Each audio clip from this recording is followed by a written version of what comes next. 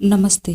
इस चैनल में आपका बहुत स्वागत है। अपनी इस वीडियो में पंचपातक नासिनी कन्याओं के बारे में बात करूंगी। कहते हैं जो इन 5 महिलाओं का नाम सुबह शाम लेता है उस व्यक्ति के दिन भर के पाप खत्म हो जाते हैं।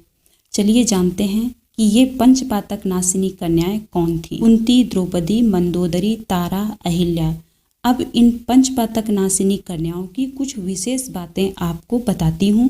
ये पंचपातक नासिनी कन्याएं इतनी बुद्धिमान, चतुर और साहसी थीं कि इन्होंने अपनी बुद्धिमता, चतुर तथा साहस के दम पर अपना नाम पुराणों में स्वर्णिम अक्षरों में दर्ज कराया है।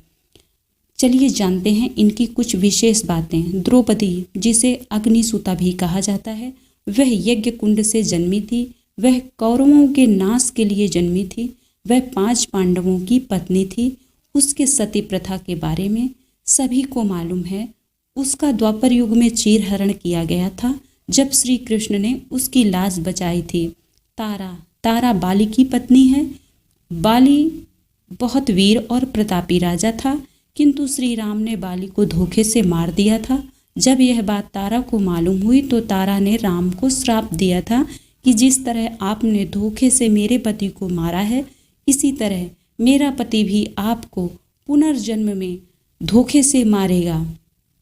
मंदोदरी मयासुर नाम राक्षस की पुत्री थी, जो शिव जी के वरदान से रावण की पत्नी बनी। मंदोदरी को जितने भी पुत्र हुए वह बहुत वीर, चतुर तथा साहसी थे। गौतम ऋषि की पत्नी अहिल्या अप्सराओं जैसी सुंदर थी। वह ऋषि गौतम के साथ जंगल में रहा करती थी। इंद्र ने गौतम ऋषि के वेश में अहिल्या के साथ सहवास किया। गौतम ऋषि ने इंद्र को देख लिया। गौतम ऋषि ने अहिल्या को श्राप दे दिया था कि तुम शिला बनकर इसी वन में निवास करोगी। जब त्रेता युग में श्री राम आएंगे तभी तुम्हारा उद्धार होगा। कुंती राजा सूर्यसेन की पुत्री थी। वह 5 पांडवों की माँ थी। कुंती को राजा सूर्यसेन ने अपने बुआ के बेटे को बचपन में ही गोद दे दिया था। सूर्यसेन के बुआ का बेटा निसंतान था। कुंती का बचपन का नाम प्रथा था।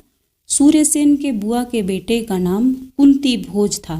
कुंती भोज के नाम से कुंती का नाम कुंती पड़ा। तो यह थी इन पंचपातक नासिनी कन्याओं के बारे में कुछ विशेष बातें। नाम एक बार आपको और बता दूं: कुंती, द्रौपदी, मंदोदरी, तारा, अहिल्या। उम्मीद करती हूँ कि ये जानकारी आपको पसंद आई होगी।